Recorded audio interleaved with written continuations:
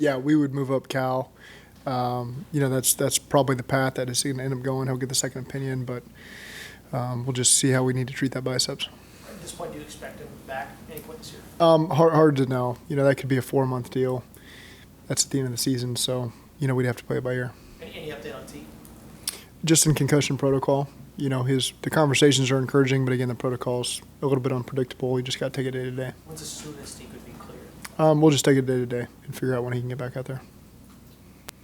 Zach, how much of today is spent going back over game management, game situations, and learning going forward? Yeah, we handled that this morning. As a staff, that's pretty clear the areas we could be better. And, there were some situations, obviously, you'd like to have back that I thought I could have handled better. And so you got to make those improvements and be ready to move on, and so they don't bite you again if they come up. What were your impressions of the offensive line, particularly with the pass blocking? You know what? I mean, people are going to write the stories about the sacks because we had a lot of them, and until we don't have them, that should be the story. I get it. That's part of it. But I thought the offensive line did a nice job. You look at 6 sacks, everybody's involved. Some of them are free rushers that aren't their responsibility. Sometimes it's the back, sometimes the quarterback, sometimes it's the O-line. So sometimes it's me putting us in a bad position. So, again, we got to get it cleaned up to where we're not taking 6 sacks in a game. But I thought that they showed some really encouraging things, that we know it's a good defensive line. We know it's a good defense. They pressure a lot. They got good guys that can pressure. And I thought that they gave us a chance to win, and it's something to build off of and continue to improve there. How much did you, along those lines, see them ascend even over the course of the game? Did you feel like once they kind of got a few drives under their belts, you saw the level go up even? Not really. I thought from the jump, the first one is a tough matchup on the first play of the game. The play got extended a little bit, and that's a tough go of it for Cordell there. And then from there, I thought guys really settled in pretty quick. There's about a one-off maybe at each spot over the course of the game, but I wouldn't say that it was a settling in. I thought those guys, a lot of them played pretty good from the get-go. One of the biggest areas you stressed this offseason that you want to be better in was the red zone. Mm-hmm. 2 for 5.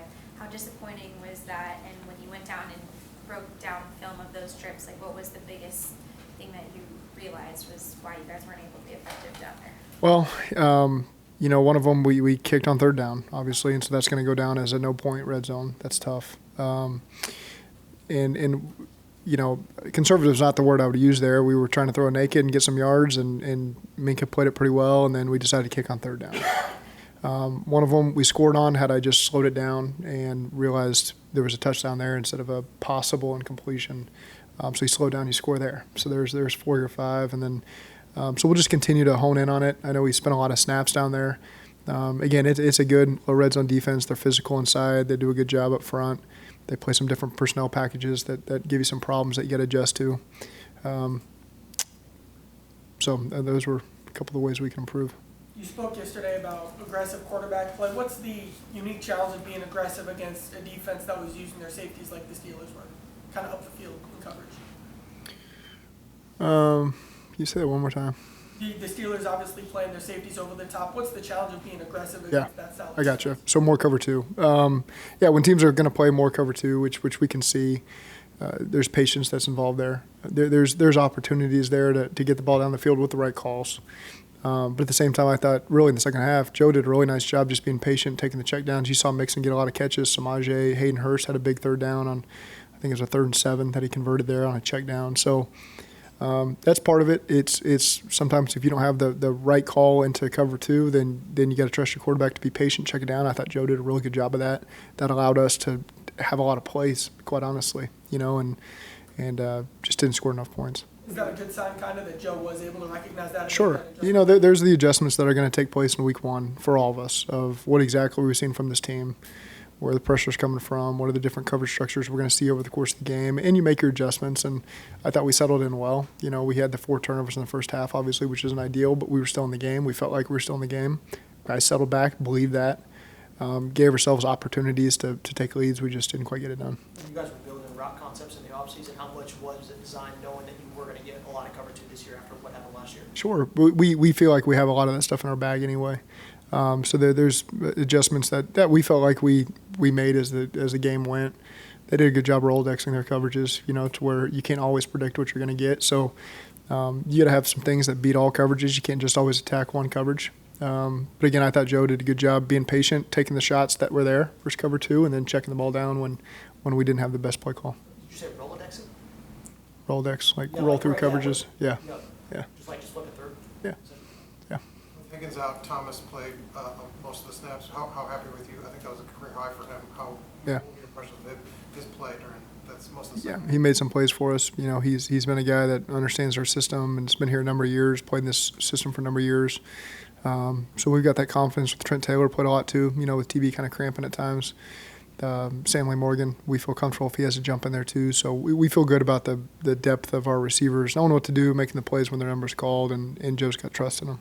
You talk about how you learn a lot about your team in week 1. What did you Yeah. feel like you learned about your team yesterday? That they responded to adversity like I'd hoped they would, and no finger pointing when you're down. No woe was me, just buckled up and made plays to get us back in the game, which they did. And guys just kept trying to make one more play to help us win the game. And unfortunately, it just wasn't our day yesterday. But the fortunate thing is we got 6 days to get ready for the next one. And if we can find a way to get this win, we'll feel pretty good about it. Keep building on that. You know, you got confidence in this locker room that it's a talented group. They've worked hard. It's important to them. Disappointed we didn't win, but they're ready to regroup and go after another one. And obviously, you don't think that Joe Burrow's not going to play games like that very often. What was your message to him, you know, after the game or today, and in regards to the way that things went down yesterday? My communication with him is always just trying to prove anything that sometimes there's nothing between the two of us communication-wise. Sometimes there might be a couple things just to talk through situationally. Again, I thought that he saw the game really well. However many interceptions we threw, 4 of them. One of them the defensive tackle got. You know, one of them was a really good play by Cam Sutton down the middle of the field to TB. One of them was a 4th down play where he was being aggressive, trying to fit in a ball on 4th down because you got to throw it. You don't want to take an incompletion there. And then the second play of the game, I would probably is the one that he wants back the most. But again, you know, we'll just continue to evolve there as an offense and weather the storm. When the turnovers do come, we don't want them. Defense pick us up, you know, and create a few. I thought the defense played really solid all the way around. The one thing that was lacking was just taking the ball off the Steelers. Speaking of the defense, Dak's only playing 6 snaps. Was that opponent and scheme based, or was it easing in? Yeah, there's always going to be packages he's involved in. Sometimes it's going to be more. Sometimes it'll be the same. You know, so I think that's going to continue to evolve every week. The good problem that we have is we have a lot of really good players on defense that can play a lot of different roles. You're talking about Trey Flowers. You're talking about Akeem Davis-Gaither. You're talking about Dax Hill. So it's a good problem right now where we have depth. Different guys have different roles. Some guys' snap count sometimes will be up more than other games, but I feel like we're in a really good spot with our defensive personnel where we don't have to just manufacture opportunities just to say we manufacture opportunities. We're in a good spot. We got really good starters, and we got really good roles for our depth players. Yesterday and today, you mentioned that the one thing missing for the defense was taking the ball away. Mm-hmm. How close? What was missing from a turnover? Well, it wasn't due to lack of effort. You see some really good rips, good hammers from our defense, close to getting our balls, you know, our hands on some balls in the pass game that really just missed. You know, we just a little off target and we just couldn't quite get there. But I thought that it wasn't due to lack of effort. You can pull a lot of the plays out where I thought, man, we are really close to getting this ball away. Trey Hendrickson almost had one where he ran down Mitch on a 3rd down. I saw Logan Wilson on the trick play that they ran down to the 3-yard line. He's almost getting that ball out. So, again, just keep hammering it. The talk we had before the game is really the Minnesota Vikings game last year. We won the turnover battle 1-0, and it was on the last defensive play of the game. So sometimes it doesn't matter when it comes. You just got to try to get it done, and we had faith that we'd get one eventually. Just didn't work out that way. Signed #1 rated long snapper in college football last year. You've got him on the practice squad, which is sometimes unusual to keep an extra one. Right. Feeling pretty blessed that he's available if Clark is. Yeah. You know, that's the benefit of having 16 guys on the practice squad now is you got the luxury of being able to carry a guy like that made a really strong impression on us in college, made a strong impression on us in training camp. So now he gets this opportunity potentially, and we expect him to make the most of it. We got a lot of trust in him. Obviously, Clark was the veteran that we felt great about, but if Cal's number's called, we expect him to step up to the challenge. Zach, you mentioned Logan Wilson being close on that one play. Just, you know, overall, how would you assess, you know, the linebacker play yesterday from Logan and Jermaine Pratt, and what else really stood out about the way the two of them went out there? Well, they play fast. They can diagnose quickly. They're around the ball a lot. They help with the communication around everybody else. So they stand out in the run and in the pass game. Just two really savvy, aware players. I think just watching them play and really just watching our defense as a whole, I was really impressed with how our defense started the season. You spoke to our training camp about added responsibilities for Jamar Chase in the offense. How important did that end up being with the different ways you were able to get him open yesterday? Well, you had to move him around as the game went. You know, when you lose T, you move him not from just the stuff that we game plan, but just switching his position at times to make sure he was around the ball. And he did a really good job handling that, and so that's a credit to him of just understanding the full scope of the offense, not just dialing in on X, and so I thought he handled it really well. I think that's, something we'll continue to do with all of our receivers, making sure we're maximizing their abilities. But I thought Jamar handled it really well and played well. Yesterday you talked about the aggressiveness. You guys like the aggressiveness that Joe has. Mm-hmm. How do you balance that, though, when defenses are playing cover two, maybe trying to bait you into tight windows? How do you manage that aggressiveness with maybe taking the right risk against that scheme? Yeah, you be patient, take the checkdowns, and that's what he did. I mean, is that a conversation you guys had going into the season? Is that something that you feel like you need to talk to him about? Or No. is that something that just kind of No, I trust. He's an outstanding decision maker, and so again, those are always conversations you have in the quarterback room. How are we going to attack coverages? What does this defense play? We got to be ready for this. But again, I got a lot of faith in him. He sees the defense really well, and I thought that he did a really nice job settling into the game. You mentioned Joe might want that the first pass attempt back. When you went back and watched the end of the game sequences that you talked about cleaning up, was there any decision, regardless of the result, that you wanted back that you made? For me, yeah, sure. Obviously just letting the play settle on the 1 yard line to Jamar and letting that be a touchdown as opposed to getting no points in 4 plays. That's one you want back, and that one just falls on me, to be quite honest with you. So that's something to clean up. And then, the snap at the end of the game on the punt, it's just an unusual situation, the way we got the punt team out there. It was a little bit of confusion with where's the ball going to be spotted, what down is it, what should we be doing, going for it, kicking a field goal? Oh, we need to be punting. Kind of at the last second, the clock's running, we got to punt. And so you don't get a chance to sit there on the sideline and say, hey, listen, guys, let's bleed this down. You're communicating onto the field to do that.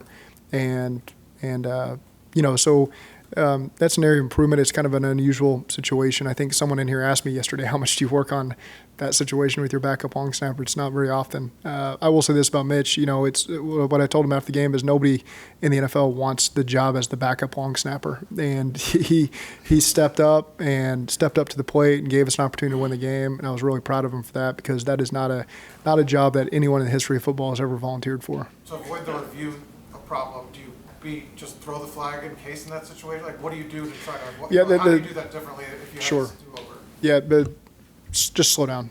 Slow down. And I initially thought, what I could see is a bunch of incomplete hand signals, and it's literally the worst field position in football for me to be able to see over there to that far pylon through a bunch of people. And so just trying to gauge that we're not discussing an incomplete pass, we're discussing possible touchdowns. Slow it down, let us see the call. I can just do a better job taking the information I'm hearing and giving it to Joe. I was quick to spit out, hey, let's get on the ball and snap a play here to beat their challenge potentially, before realizing that's not the issue. At the time, we still feel good about it. There wasn't a great replay that we would have seen in the booth that would have told us touchdown. That replay didn't show up until after the play was snapped. So that part wouldn't have helped us, but just of course, there's always regret when you leave 7 points on the field and you don't score. So again, just it's a unique situation that came up. I got to do a better job managing it the next time it does. You also, Zach, have to concern yourself about burning a timeout there when you're behind. And there's no question. That seeps into your head a little bit of, I don't want to burn it here in this moment. But again, the right thing to do is burn the timeout or just slow it down and give them a chance to see it again. You also risk, you weigh the risk of it being a potential touchdown versus an incompletion, because if it is a completion, you guys are still kind of at the 1, and you would assume that you would get in at that point. Yeah, there's a lot to process in about 5 seconds, for me to take in the information and try to communicate it to Joe. But at the end of the day, that's our job. And so we have to spend today saying, okay, how can I handle that communication better and make sure that we don't miss an opportunity? Because I thought the guys upstairs were doing everything they could to give me the right information. And I just got to do a better job taking it in and making a better decision. The timing of the punt at the end, was there conversation about just letting it go down and be a delay of game at that point? That's one way to approach it. I don't want to get too far into it. That is an opportunity there. There's some unknowns. They've rushed us early in the game, gotten close, so giving up 5 yards there, and worst case scenario happens, and now they're in field goal range. That's something you got to weigh in the back of your head there. We felt good about just getting out there and punting it. Obviously, you'd like to wind it down a little bit more, but again, that's the communication that we can just clean up the way that the whole situation unfolded. Coach, did you get a chance to watch the Dallas game at all? Any early observations on that? I've watched it on the film. I watched another Star Wars last night when I got home with my son, so I'm realizing I haven't seen any Star Wars leading up to now, I guess, because I don't remember any of it. But I watched it this morning, and they got a good football team. Obviously, they didn't start the way that they want to either, but when you watch the tape and you see the things that they can do, they're a really good football team, and you better be ready for them, because you don't sleep on anyone because of what the score was in week one. Everyone's disappointed. It's a long off season and summer leading up to a game, and when you start 0-1, there's obviously disappointment and frustration there, but we're all going to rebound. We're going to see a really good Dallas team on the road, and we know that they've got a lot of playmakers at a lot of different positions, and we better be ready for them. Can you break down Joe Mixon's the big explosive run? What happened there to make that successful, and how do you guys get more of those? Yep, really good scheme by Frank. That was Frank's kind of short yardage concept that he liked against that look. Really good. It was well executed by everybody up front. I think LC and Drew Sample primarily were at the point of attack there. Drew Sample had a heck of a block, on the backer kind of plugging through the B gap. Drew did a great job. LC did a great job. They created a nice hole there for Joe, and then Joe did a good job finishing the run inside the 5-yard line. So really well-designed play by Frank, and really well executed by the guys up front. You've seen how uniquely confident this young group is.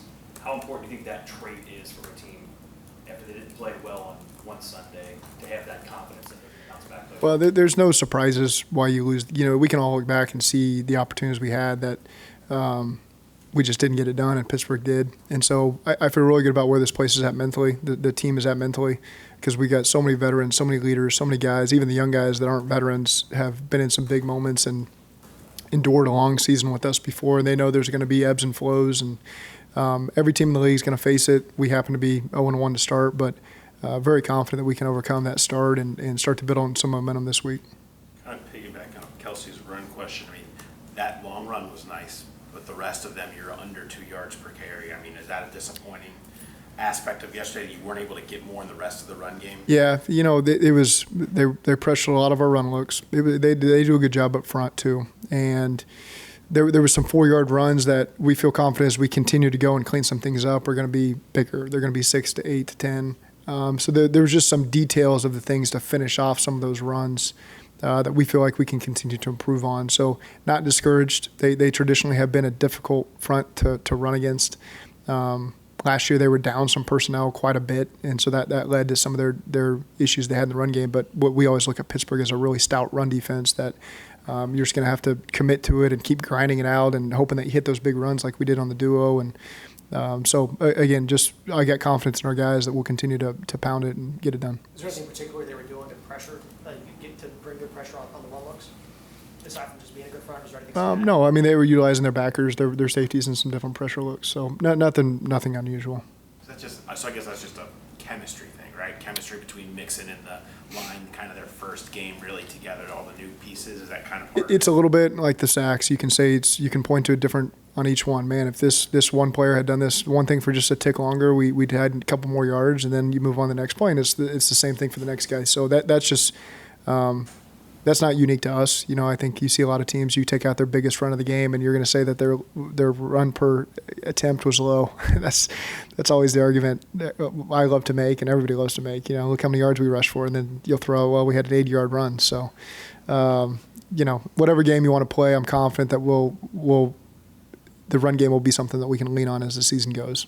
It's easy at first glance to look at Cordell Bolson losing in matchups against Cam Hayward and trying to make a decision on what he is, but how much do you factor in that Cam Hayward's probably one of the best defensive linemen, and how, from your evaluation, minus the sacks that he led up against Cam, how did you think Cordell did? I thought Cordell some real potential in that game. Again, his last two non-Bengals opponents have been two Hall of Famers, Aaron Donald and Cam Hayward. And that's not the ideal way to start your career. I saw some really good things from him, really encouraging things. He hung with it over the course of the game.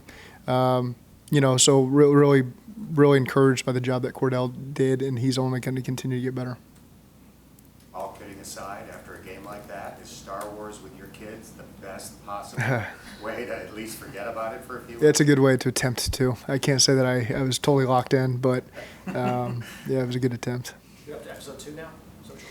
This was the technically the 5th in the series, I guess. This was I Am Your Father. That scene did not go down how I would have thought it did at all. Wait, have you not seen it? Empire Strikes I don't know. I mean, I must have been 10 years old when I saw it, I bet. And then I'm not somebody who knows anything about Star Wars, so I didn't rewatch it. I think I saw it once. I've always told my son, Luke, I am your father, and that's not what he says at all. He doesn't even say that. So that's really the biggest thing I took away. You got to take away something from everything, and that's what I take away from Star Wars Episode 5.